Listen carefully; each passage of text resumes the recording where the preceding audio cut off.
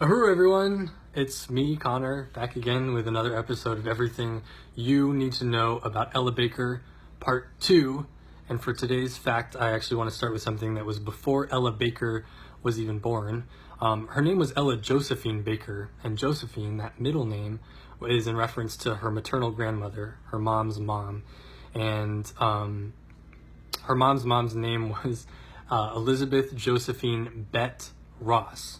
Now, Bett and Ella were very, very close. They spent a lot of time together talking, particularly on the family's trips from Norfolk to DC. And Ella even called Bett the Grand Lady. And Ella talks a lot about the influence that her grandmother Bett had on her. And Bett Ross, like many Africans, was born as a product of colonial rape by a white slave master against an enslaved African. And this is a huge part of the way that our country was built, the country's legacy, and the way that the wealth of this country was built. It was because African people were converted into commodities, labor for the prosperity of the white population.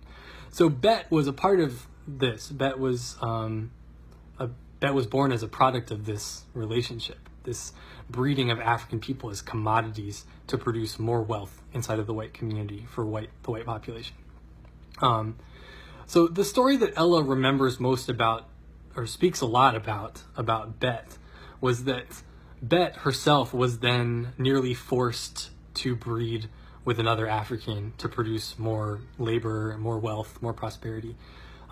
She was nearly forced to marry another enslaved African named Carter, and she outright refused. She wouldn't do it. Bett wouldn't do it, and Bett, as a result, was punished even more so. I mean, being an enslaved African was already torture and absolutely atrocious, but that Bett then endured daily beatings and whippings and was forced to work doing particularly strenuous manual labor in the fields for much longer hours than others, as a form of terror against her and to dissuade other Africans from defying.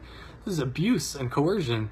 But the thing that was remembered, that Ella remembered, and that Bett was known for, was that despite all of this, she resisted. Her spirit wasn't broken. She spent all night dancing at these celebrations, African celebrations, dancing, singing, not letting her spirit be crushed by this. And in fact, she was known for a really loud voice. And Ella Baker herself said that she inherited her booming character, her characteristic booming voice from her grandmother. And so Ella Baker carried on that legacy of African resistance, of pride, of, that has always been there. Since Europeans arrived to assault the African continent, African people have been resisting. And Bett was an enormous example of that in the face of unimaginable atrocity. And Ella Baker herself carried on that legacy, and Ella Baker represented that voice of the African poor working class. So I think the thing, especially for us as white people, to acknowledge is that the oppression of African people is not some separate thing that happened. It's not some anomalous characteristic. It was the foundation. It is the reason that the wealth in the white community exists in the first place. It is the reason that we live here at all. It is the reason for everything that we have. It's not like it happened on the side. The situation that Bett had to endure was because white people wanted to be rich, white people wanted to prosper, white people wanted to build a society on the backs of African women's wombs, African people's bodies, African people's labor, stolen African resources. That is the pedestal upon which we as white people live. And so if we as white people want to even call ourselves human, want to even put ourselves in the same category as African people, we have to start by looking at that relationship, that material economic relationship where we benefit from colonialism, where we as white people prosper, where we see opportunity, endless opportunity, at the expense of African people and the expense of people like Bett and Ella, who've been struggling for their lives. So if we want to stand in solidarity, we have a responsibility to pay reparations and specifically to join the Uhuru Solidarity Movement and contribute reparations and work under the leadership of the African working class, which is leading the struggle of African people for liberation of Africa, its resources, and honestly for the liberation of all of us, because this system doesn't care about us white people in the long run either.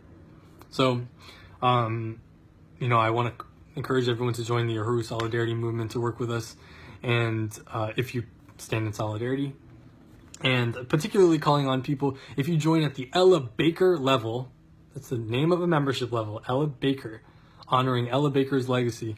If you join at the Ella Baker level, you will receive, in the month of March, you will receive a special Ella Baker hoodie, which has a beautiful print of Ella Baker speaking on it and says Ella Baker.